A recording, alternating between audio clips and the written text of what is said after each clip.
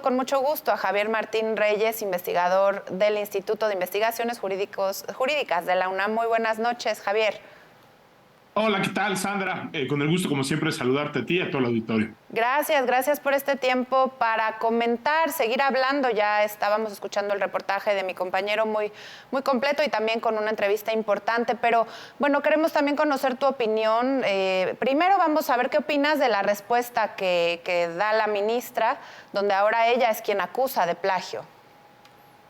Pues mira, yo creo que es una respuesta tardía y bastante poco convincente, ¿no? Obviamente, para la determinación de cuáles son las responsabilidades, y además hay que hablar en plural, porque aquí es muy probable, ¿no? Si no es que evidente, que la directora también de la tesis esté involucrada, no solo en este caso, sino en otros, y para la determinación de las responsabilidades específicas hay que esperar a lo que determine el comité relevante de la Facultad de Estudios Superiores de Aragón. Pero más allá de eso, yo lo que te diría es, pues creo que sí es muy evidente de que aquí, de que hay plagio. Es decir, tenemos dos documentos, ¿no? Que son prácticamente idénticos, ¿no? El de la ministra Esquivel es un poco más breve, no incluye algunos apartados respecto del documento originalmente publicado, pero aquí sí estamos, vaya, a lo que diríamos es un plagio total. Creo que es evidente, digamos, es una evidencia muy sugerente, ¿no? De que hay un plagio por parte de la ministra Esquivel. Y lo que no ha podido explicar, ¿no? La ministra Esquivel es algo muy sencillo, y es cómo es posible que la primera tesis se haya defendido en julio de 1986 Sí. y que luego ella haya sido plagiada cuando ella presentó un documento prácticamente idéntico, un poquito más breve, un año y 2 meses después, ¿no? Eso es algo clave, digamos, en la hipótesis que está defendiendo la ministra Esquivel, diciendo que ella es la víctima, que ella la plagiaron y que ella no cometió ninguna falta. Y eso es algo que pasan y pasan los días, ¿no? Y todavía no puede explicar.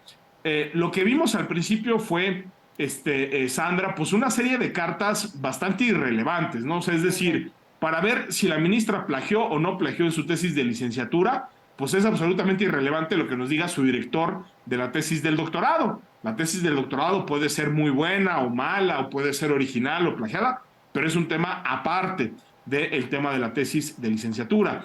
Lo que opinen también personas que estuvieron en la defensa oral de la tesis me parece muy poco relevante para saber si ese documento fue original y es de la autoría de la ministra Esquivel o no. Y lo que vimos el día de ayer en un comunicado pues muy largo fue que faltó lo más importante, que era una explicación de qué fue lo que sucedió. O sea, es decir, hoy ella lo que dice nada más es, hombre, pues yo empecé en el 85, pero no explica ni con claridad ni cuándo la terminó, ni cuándo la entregó, ni cómo es posible que la otra persona le haya plagiado la tesis y la haya defendido un mes y 2 meses, un año y 2 meses antes. Y luego lo que vemos, pues ya son afirmaciones, pues como muy en la retórica del presidente López Obrador, ¿no? Es decir, dobla la apuesta a la ministra Esquivel, dice que este es un ataque, ¿no? Que se está tratando de presionar a la Corte. Sí. Se ha utilizado también, a mí me parece, de una manera poco responsable, un argumento de género, ¿no?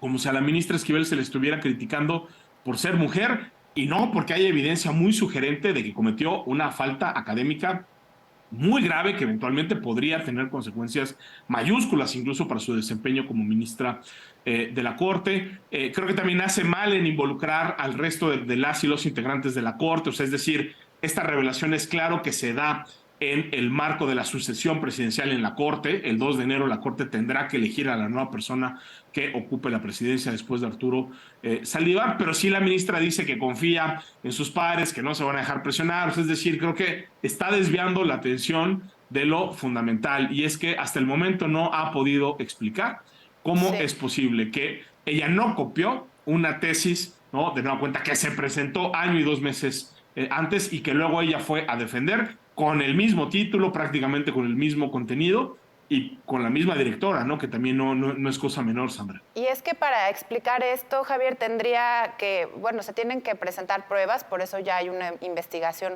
a fondo, porque ella dice que empezó a trabajarla y empezó a investigar o a escribirla un año y medio, casi un año antes de lo que fue publicada, ¿no? Entonces, pero aquí hay algo también muy importante. Hay 4 tesis ya que también están siendo investigadas por el contenido similar y que son de la misma profesora.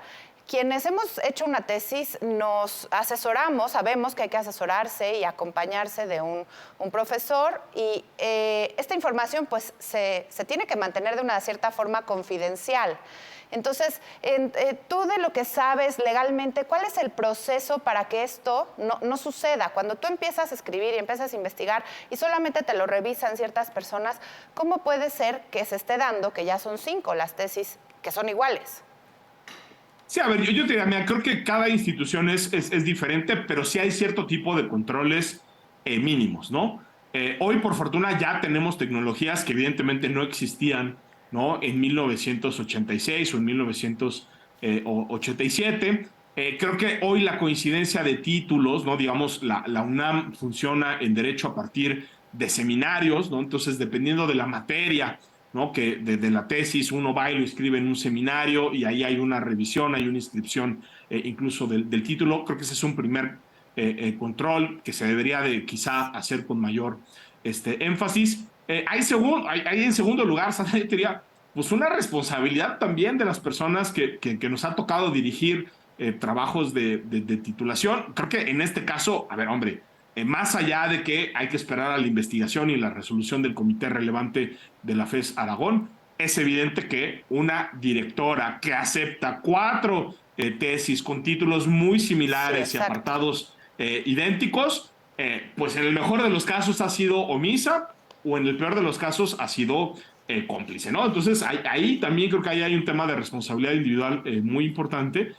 Y la otra es que hoy, por fortuna, ya tenemos programas, algunos de ellos muy sofisticados, para verificar el plagio, ¿no? Entonces, hoy ya hay un abanico muy amplio que lo que nos permite es hacer comparaciones, digamos, de cualquier trabajo de titulación con documentos que sean públicos, con otras tesis, con otros documentos. Yo creo que eso es algo que también se tendría que implementar con mucho mayor rigor, porque pues sí, en este caso, yo te diría, Sandra, lo más sorprendente es que esto salga hasta este momento. Es decir, Claro, el esta paso es del una de las más tiempo. polémicas ministras de la Corte.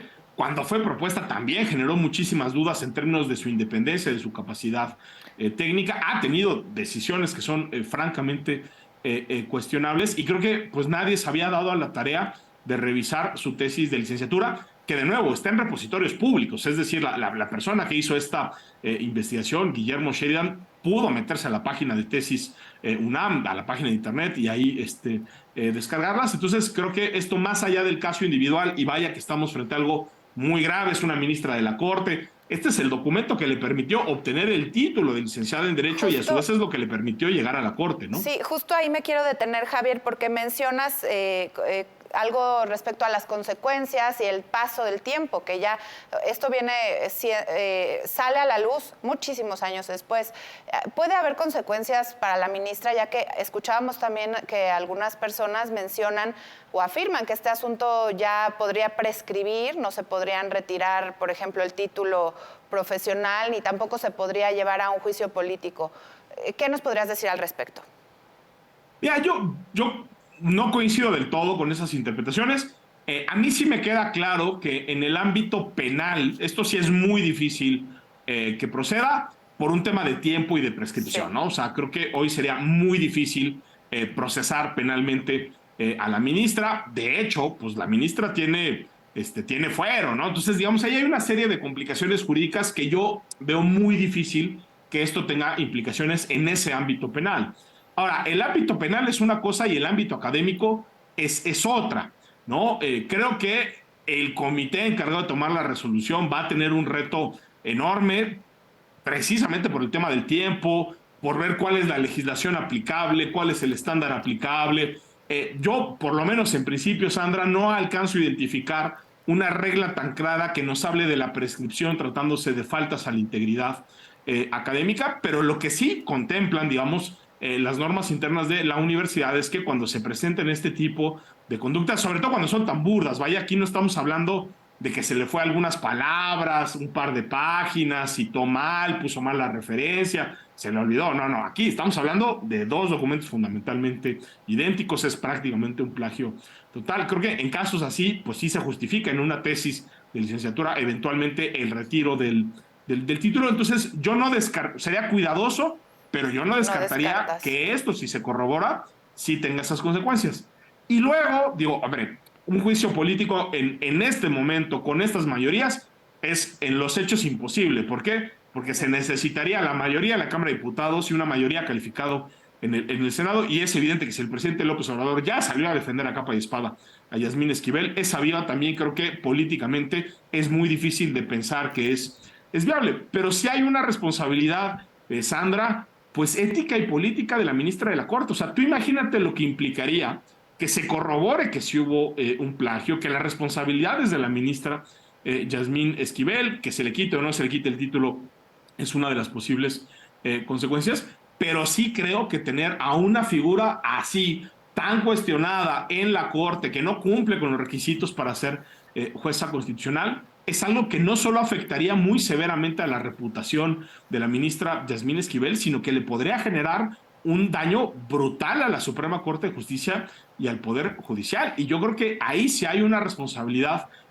política. Lo hemos visto en otras partes del mundo donde cuando se corroboran este tipo de acusaciones hay una decisión, déjame ponerlo así, responsable en términos éticos y políticos de dar un paso a un lado. Claro. Aunque, para ser Y, sincero, no sé si la ministra es estaría lo que dispuesta a hacer una veremos cosa así. ahora, pues el próximo 2 de enero, porque también está en juego la dirección y el presidir la Suprema Corte de Justicia, que se decidirá por ahí también de esas fechas. Entonces, pues todavía hay muchas dudas, muchos signos de interrogación, Javier. Los estaremos verificando en los próximos días. Mientras tanto, yo te agradezco muchísimo todas tus palabras, este tiempo para el financiero Bloomberg, y estaremos en contacto más adelante. Javier Martín Reyes, investigador del Instituto de Investigaciones Jurídicas de la UNAM. Muchísimas gracias. Muy buenas noches. Al contrario, muy buenas noches, Sandra.